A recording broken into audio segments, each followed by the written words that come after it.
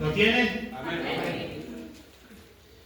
Demos la palabra como está escrita en el nombre del Padre, del Hijo y del Espíritu Santo. Amén. Pero tú, sé sobrio en todo, soporta las aflicciones, haz obra de evangelista, cumple tu ministerio, porque yo ya estoy para ser sacrificado, y el tiempo de mi partida está cercano. He peleado la buena batalla, he acabado la carrera, he guardado la fe. Por lo demás, me está guardada la corona de justicia, la cual me dará el Señor juez justo en aquel día, y no solo a mí, sino también a todos los que aman su venida. Hoy voy a hablar bajo el tema religión o relación. En el año 64 después de Cristo, 4 años después de la llegada de Pablo a Roma y al fin del libro de los Hechos, Roma cae en llamas y la gente culpa al César de ese tiempo, a Nerón.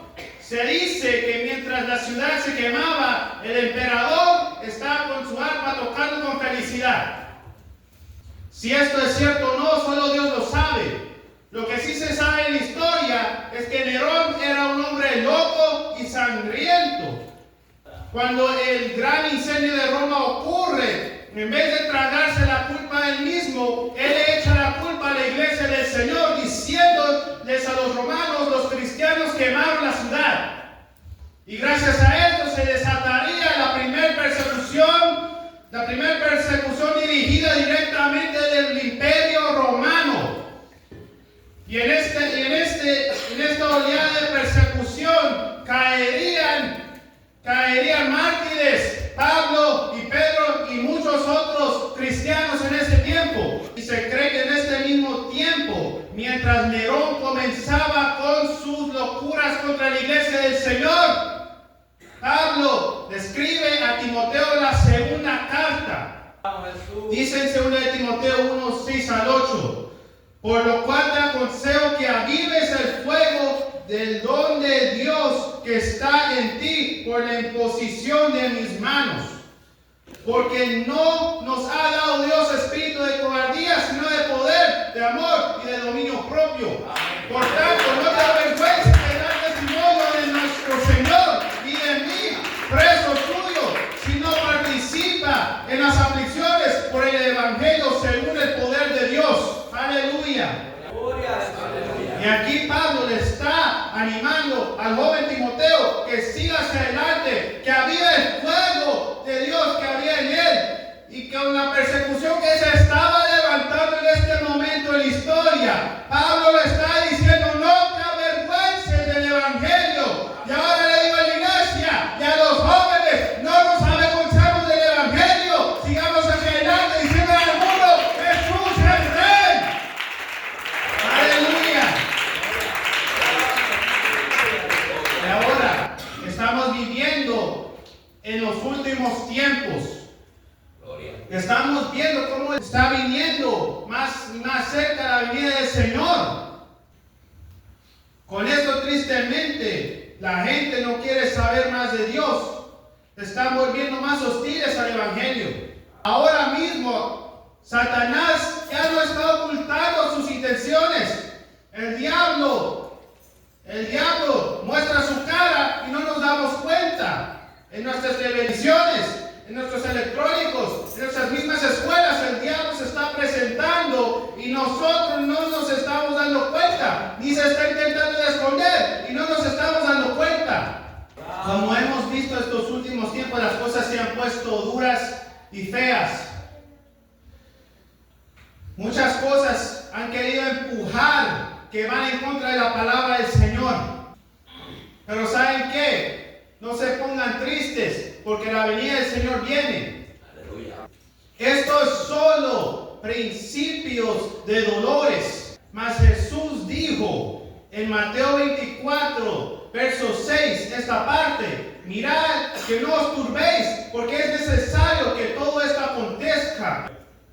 Algo que yo vi en estas elecciones aquí en Estados Unidos que pasaba hace unas semanas atrás, y yo escuché a muchos conservadores decir la izquierda, los demócratas no pueden ganar, porque si ganan, la palabra de Dios se va a disminuir, se van a poner más hostiles, van a terminar con Estados Unidos. La cultura woke se va a llevar a nuestros hijos al infierno y que nos van a quitar nuestros buenos valores. Y eso es lo que escuché. Y yo veo por qué muchas personas decidieron votar republicano este año. Pero yo tengo una mala noticia. Estos solo son principios de dolores. Es decir, se va a poner más peor. Si podemos ver en Mateo 24, versos 7 al 12, Jesús le dice a sus discípulos lo que había de venir en los últimos días: guerras, hambre, pestes, terremotos, persecuciones, falsos profetas, y que el amor de muchos iban a enfriar.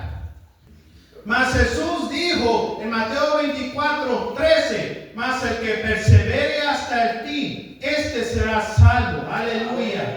Entonces, amado hermano, no intentes separar lo que está escrito en las escrituras.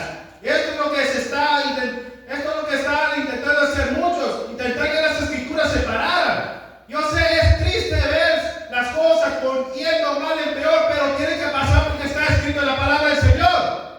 Tiene que pasar. Entonces yo les digo, no se pongan en medio de la palabra del Señor.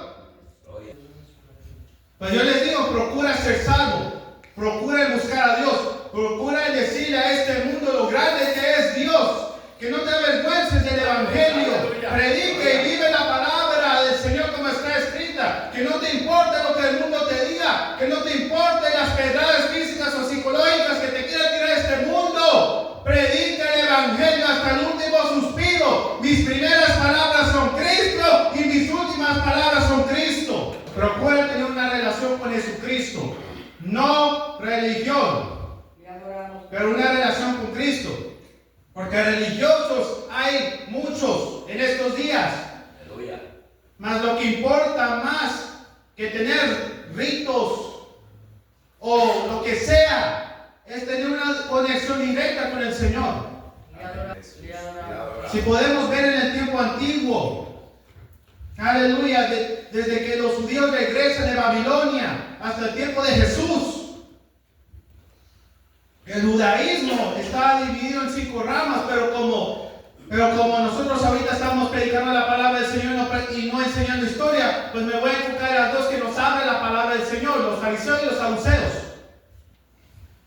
Los saduceos se les conocía como la rama liberal del judaísmo. Y muchas cosas lo hacían más diferente, pero me voy a enfocar en esta, que ellos no creían en la resurrección y que ellos eran más aceptantes a la cultura griega. Y esta gente eran más aceptantes, esta secta era más para la gente rica y la gente política. Y ahora vienen con los fariseos, que ellos eran lo opuesto a los saduceos. Ellos eran más conservadores, conservadores que los saduceos. Rechazaban mayormente la cultura griega y la población, y se dedicaban supuestamente más en la ley, y era la rama más amada entre la gente común. Aquí los fariseos, los religiosos, pero también hipócritas. Y aquí los saduceos liberales y con ideas erróneas. Ven la cosa aquí. Aleluya. Aquí estaban los mundanos y aquí estaban los hipócritas. Desordenadas las cosas estaban poniéndose en Israel entre estas dos ramas, que hasta en el tiempo de Jesús estas dos ramas como que se les olvidaría lo esencial, el enfoque hacia Dios, enfocándose más en sus políticas y en sus creencias que en Dios. Y en ese mundo nace Jesús. En ese mundo nace Jesús y predicó Jesús. En este tiempo de caos llega Jesús y sería diferentes a los fariseos y a estas otras ramas.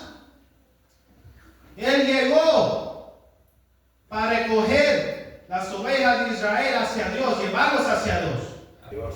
Si podemos ver en el Sermón del Monte y al final del Sermón del Monte, en Mateo 7, 28 al 29, dice: y cuando terminó Jesús estas palabras, la gente se admiraba de su doctrina, porque les enseñaba con quien tiene autoridad y no como los escribas.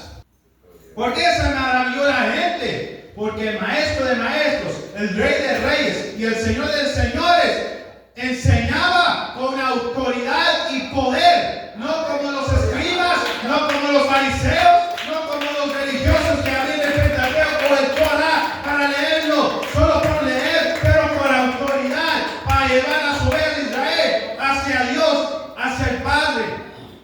Aleluya. Aleluya. ¿Por qué creen que los religiosos de ese tiempo desafiaron a Jesús? ¿Por qué creen que siempre los fariseos iban y ponían pretextos? Porque hasta este tiempo, aleluya, hasta este tiempo ellos tuvieron al pueblo con los mismos ritos de antes. Mas se les olvidó, como el rey Saúl, que el obedecer a Dios y escuchar a Dios es mejor que los sacrificios. Aleluya. Tristemente, así está la iglesia de Dios hoy en día. Muchas iglesias, como los saduceos, están permitiendo cosas mundanas, cosas que van en contra de la palabra del Señor, y que el liberalismo se entre en las iglesias. Aleluya.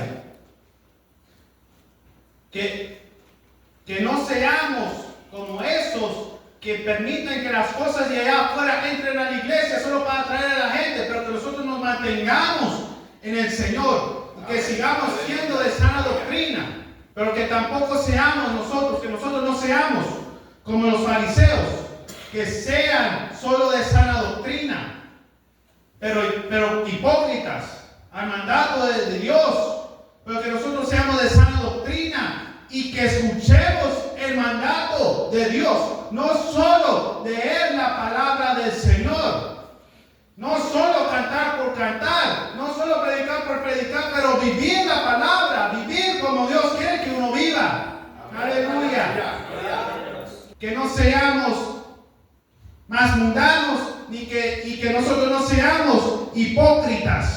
A los fariseos se les olvidó esto, y cuando Jesús les confrontaba por su hipocresía, porque ellos le daban cargas que ellos no podían cargar, a ellos no les gustaban, y como podemos ver, a la final tramaron contra él, pero aunque lo hicieron, solo se estaban cumpliendo las escrituras en cuanto al Mesías, y aunque pensaron que pudieran terminar con Jesús, matándole, poniéndolo en una cruz, ellos no se dieron cuenta hasta después que pronto resucitaría Jesucristo al tercer día de entre los muertos. Durante 40 días Jesucristo se le aparece a sus discípulos, y cuando llega el tiempo de ir hacia el Padre, les dice: pero recibiréis poder cuando haya venido sobre vosotros el Espíritu Santo, y me seréis testigos en Jerusalén, en toda Judea, en Samaria y hasta lo último de la tierra. El libro de los Hechos originalmente fue escrito en griego, y la palabra testigo en griego sale siendo mártires, o en español mártires. Con esto Jesús le está diciendo: van a padecer van a padecer en Jerusalén, en Judea, en Samaria, hasta el último de la tierra, pero yo estoy con vosotros. Y si podemos ver más adelante, en Hechos 3, vemos la historia del cojo, y cómo Dios usa a Pedro y a Juan para que ese cojo pudiera ser sano en el nombre de Jesús. Amén. Y todo el mundo estaba maravillado, y en este momento ellos pudieron tomar el momento para predicarles sobre Jesucristo. Cuando los principales sacerdotes y los judíos pensaron que habían terminado con Jesús, esto solo fue el comienzo de lo que Dios iba a hacer. Y aunque les intentaron callar la boca, ellos prefirieron seguir a Dios que escuchar a los hombres. Pronto, si podemos ver más en la historia, en el libro de los Hechos, vemos la historia de Esteban, que mientras el evangelio crecía, la amenaza contra la iglesia también crecía. Y después de que el grupo de los libertos traman contra él, y gracias a esto es juzgado y apedreado, comienza la primera persecución organizada en general por los judíos contra la iglesia del Señor, liderada por Saulo de Tarso. Y otra vez los judíos pensaron que había puesto un fin al evangelio, pero esto solo les ayudó para que el evangelio se expandiese. Y después podemos ver la historia de Felipe, que después que muere Esteban, los cristianos son dispersados fuera de Judea. Mas Felipe aprovecha y lleva el evangelio a Samaria. Y ya se estaba cumpliendo la profecía: me seréis testigos en Jerusalén, en toda Judea y en Samaria. Pero faltaba hasta lo último de la tierra.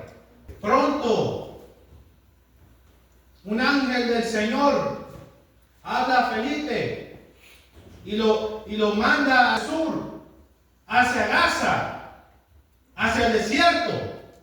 Y como sabemos después, aquí podemos ver la historia del etíope, que era de África, hijo de Cam, y de los hijos de Cam.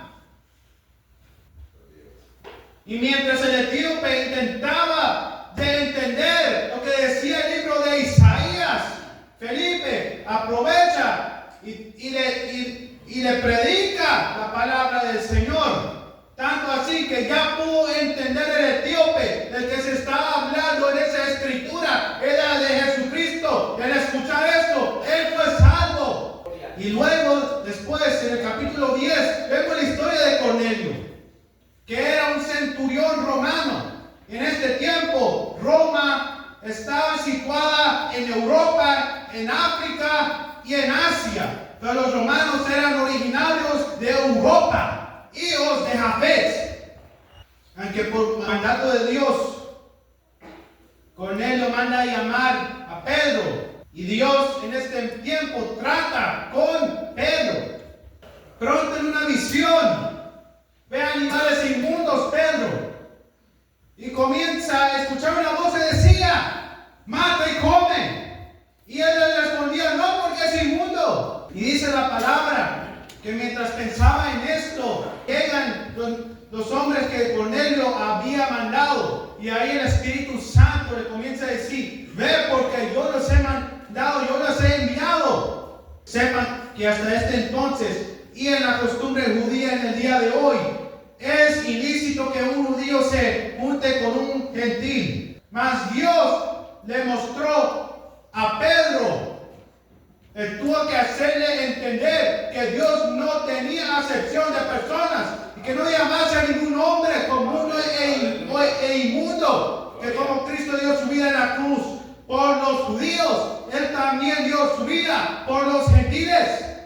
Y al final, mientras Pedro predicaba en la casa de Cornelio, dice en Hechos 10, versos 44 al 46, mientras aún hablaba Pedro estas cosas, el Espíritu Santo cayó sobre todos los que oían el discurso, y los fieles de la circuncisión que habían venido con Pedro se quedaron atónitos de que también sobre los gentiles se derramase el don del Espíritu Santo, porque los oían que hablaban en lenguas y que magnificaban a Dios.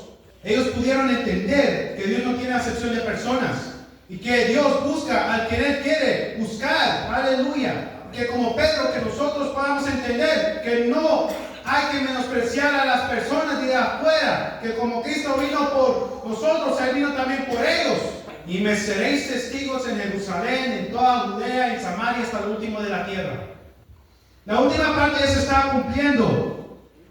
Ya estaba el etíope, ya estaba Cornelio, hijo de Jafet, hijo de Cam, africano, europeo.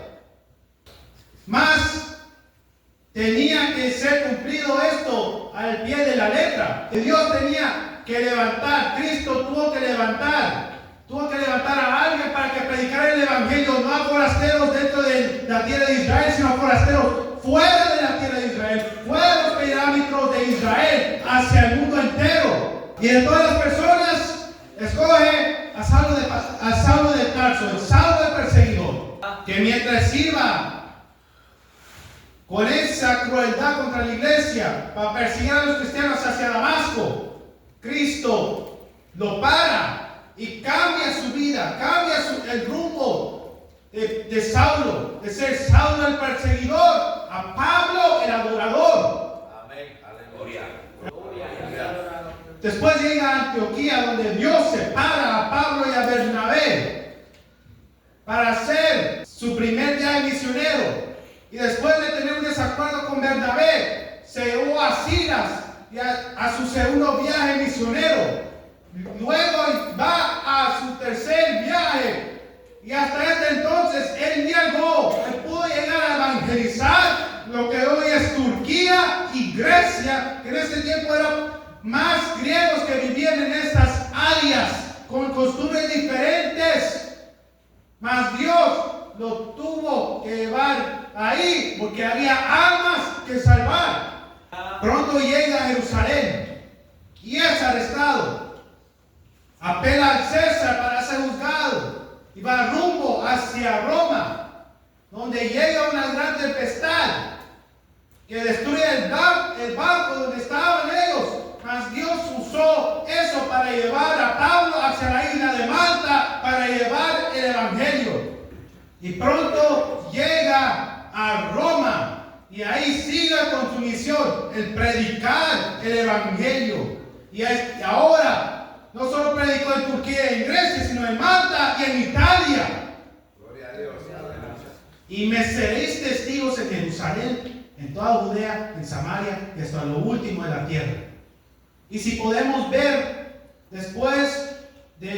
si podemos ver el libro de Hechos, la historia del libro de los Hechos termina, Hechos 28 termina con la llegada de Pablo a Roma.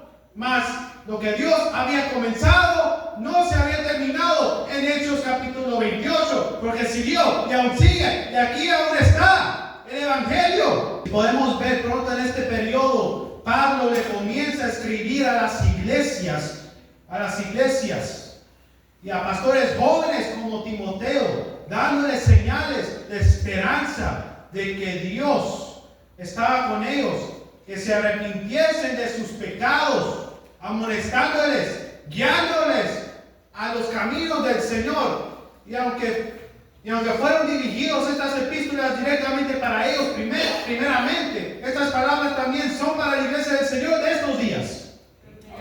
Aleluya. Y como dije antes, aunque el libro de los Hechos termina con la llegada de Pablo a Roma, eso solo fue el comienzo de lo que Dios iba a comenzar a hacer, de lo que Dios ya estaba haciendo y de la palabra que había dicho hasta lo último de la tierra. Pronto, 4 años después de que llega a Roma, y mientras él sigue predicando el evangelio en Roma, como dije antes, ocurre el gran fuego de Roma. Y Nerón, con sus locuras, comienza su persecución y la oleada de persecuciones.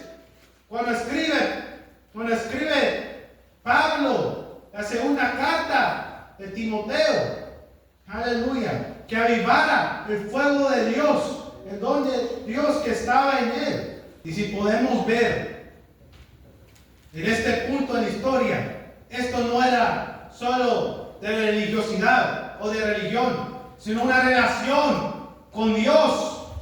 Porque si esto solo hubiera sido de ritos o lo cualquiera, el evangelio tal vez no se hubiera expandido como no pudo haber tenido un buen impacto. Pero como ellos conocieron y creyeron que Jesucristo es el Señor, como ellos creyeron y conocieron y supieron que Él era, aleluya, ellos pudieron dejarle a este mundo saber que Jesucristo es el Señor. Amén. Aleluya. Aleluya. Y termino con esto. Como sabemos en la historia, Pablo termina siendo decapitado por órdenes de Nerón. y los demás apóstoles sufrirían persecuciones, morirían a causa del Evangelio por 250 años, desde la muerte de Pablo hasta el edicto de Milán. La iglesia de Jesucristo sufriría persecuciones, muchos crucificados, otros decapitados, otros entregados a los leones, a los osos, en los estadios romanos como el Coliseo, otros a los gladiadores, mas ellos mantuvieron su fe y les mostraron a los romanos, les mostraron al mundo que aunque los matasen, que ellos no iban a negar su fe, que ellos darían su vida a causa del Evangelio, porque ellos habían sabido y creído que Jesucristo es Rey. Aleluya.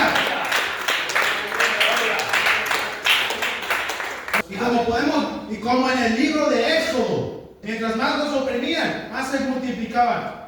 Mientras Roma crucificaba a uno, 10 se convertía.